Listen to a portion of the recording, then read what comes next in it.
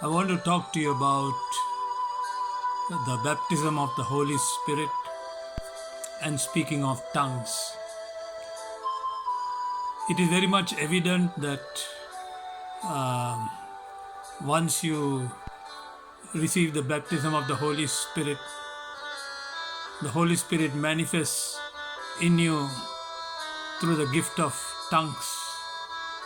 Jesus said in Mark's Gospel, chapter 16, verse 17, "And these signs will accompany those who believe.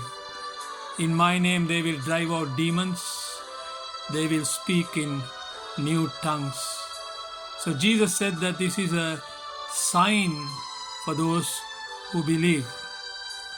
Also in Acts chapter 2, verse 4, we see on the day of Pentecost, all of them were filled with the Holy Spirit and began to speak in other tongues as the Spirit enabled them. The day the apostles were baptized in the Holy Spirit, the first sign that came out of them was, as a result of the baptism of the Holy Spirit, was the gift of speaking in tongues. And in various other passages, in Acts chapter 10, verses 44 to 46, we read that while Peter was still speaking these words, the Holy Spirit came on all who heard the message. Peter was preaching, and there were people who were listening to the message. As they were listening to the message, the Holy Spirit came upon them. And they were all astonished that the gift of the Holy Spirit has been poured out even on the Gentiles. And in verse 46 it says, "For they heard them speaking in tongues and praising God." The gift of the Holy Spirit had been poured out onto the Gentiles, and the result was that they were speaking in tongues and praising God. Also in Acts chapter 19, verse 6, when Paul placed his hands on those people, the Holy Spirit came on them and they spoke in tongues and prophesied. So here we see Paul placing his hands on those people whom he was preaching to, and the Holy Spirit comes on them and they spoke in tongues. In 1 Corinthians chapter 12, verse 10, the great chapter which gives us details about the 9 gifts of the Holy Spirit, talking about the various gifts, in verse 10 it says, "To another speaking in different kinds of tongues, and to still another interpretation of the tongues." You know, the tongues is so important that Paul the Apostle went on to say in 1 Corinthians 14:18, "I thank God that I speak in tongues more than all of you." Paul the Apostle said this, "I speak in tongues more than all of you." That shows how important speaking in tongues is.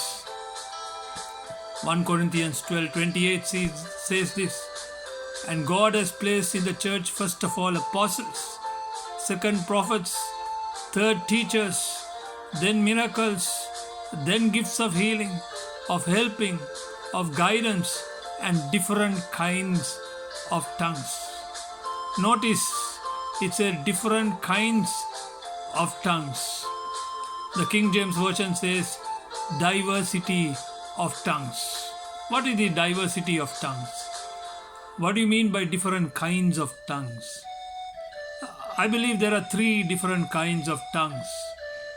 Number 1, like in the day of Pentecost, when people of all nationality were gathered together, and the apostles, when the Holy Spirit came upon them, they started speaking in tongues. The Bible says that they started speaking in the native language which was unknown to them, unknown to the speaker. They spoke in the native language of those who had gathered there listening to them. So the first type of tongue is you speak the native language of a person belonging to another country in a language that you do not know. Okay. The second type of tongue that we see is like it said in 1 Corinthians 14:2, you speak to God directly in prayer. It's a prayer language that the Holy Spirit gives you. 1 Corinthians 14:2 says, for anyone who speaks in a tongue does not speak to people, but to God. When you speak in tongues, you speak to God. It's a conversation with God, not with any man. Indeed, no one understands them. They utter mysteries by the Spirit.